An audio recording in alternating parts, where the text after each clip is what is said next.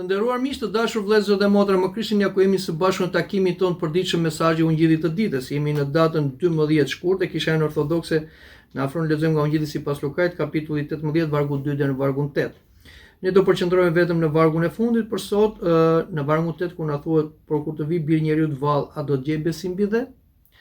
Zoti Krishti quan veten biri i njeriu sepse është Adami i dytë, që erdhi për të shpëtuar të gjithë farën e Adamit. Dhe ai do të vi përsëri për herë të dytë për të gjykuar të gjallë dhe vdekur, ashtu si themi dhe në simbolin e besimit. Dhe do të vi përsëri me lavdi të gjykojë të gjallë dhe vdekur, mbretëria e të cilin nuk do të ketë mbarim. Por para se të vijë Zoti Jezu Krisht, ai do paralajmërohet nga disa shenja që quhen shenjat apokaliptike. Dhe një ndër shenjat apokaliptike është mohimi i besimit ose apostazia. Pra, në kohërat e fundit, pak para se të vijë Krishti, njerëzit do largohen nga besimi, madje edhe të krishterët do ta mohojnë besimin në Krishtin.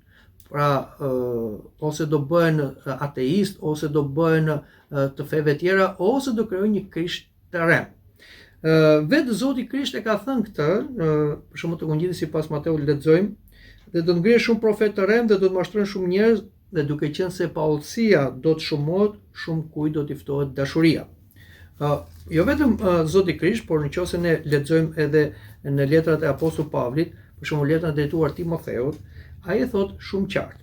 Dhe fryma e thot shkoqur se në kohërat e fundit disa do të bien nga besimi, duke vënë veshin frymave mashtruese dhe mësimeve të demonëve. Pra, apostulli thot se në kohërat e fundit njerëzit do të largohen nga besimi i krishterë ortodoks, se fjala ortodoks do thot besimi i drejtë, dhe më keq ata do kthehen në okultist, në mësim demoniak. Pra, duhet dim se jetojmë në këto kohë. Pra, shikojmë një mohim të besimit, madje edhe midis të krishterëve, shikojmë një frymë apostate në përgjithësi dhe njerëzit kanë një këshëri për mësimet okultiste, për fet okulte ose fet lindore, të cilat janë fe antikrishte. Të dashur më Krishtin, duhet bëjmë kujdes. Ne jemi të krishterë ortodoks dhe duhet që ndrojmë krishterë ortodoks. Pavarësisht nga numri, ne duhet dim se në kohën e Noes gjithë bota u ngrit kundra, por shpëtoi vetëm Noe dhe familja e tij, ishin 8 veta. Po ashtu në kohën e Sodomës dhe Gomorës, ku perversioni u ligjërua, shpëtoi nga gjykimi i drejtë i Perëndis vetëm familja e Lotit. Ai dhe 2 vajzë, sepse edhe gruaja e tij ktheu kokën pas dhe u dënua, u kthye në shtyllë kripe. Pra, asnjëherë nuk duhet mendojmë se me që shumica është në mëkat, hajde të bëjmë dhe ne mëkat. Shumica ka rënë në apostazi, të bijmë dhe ne në apostazi. Pra, të tolerojmë dhe ne besimin tonë. Prandaj, duhet të bëjmë një analizë vetes, pyetje vetes. Tani që po afrohet fundi, jemi në kohërat e fundit. A jam unë këmbgulës në besim? A kam qëndrueshmëri të vazhdueshme në lutje? A bashkëpunoj me Perëndin që e vërteta e Perëndis të përhapet në botë dhe në këtë brez apostat? Apo unë kam turp të apoj besimin? Apo unë konformohem me botën?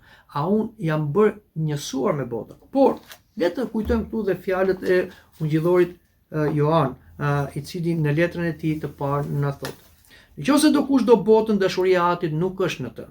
Sepse gjithçka që është në botë, dëshirimi i mishit, dëshirimi i syve dhe fotolloku i jetës nuk është nga Ati, por është nga bota, dhe bota kalon dhe dëshirimi i saj, por ai që bën vullnetin e Perëndis mbetet në përjetësi. Të dashur më Krishtin, ne jemi të lirë ta besojmë Krishtin dhe ta apojmë atë. Ai nuk na imponon, por ai do na gjykojë me drejtësi kur vi për herë të dytë.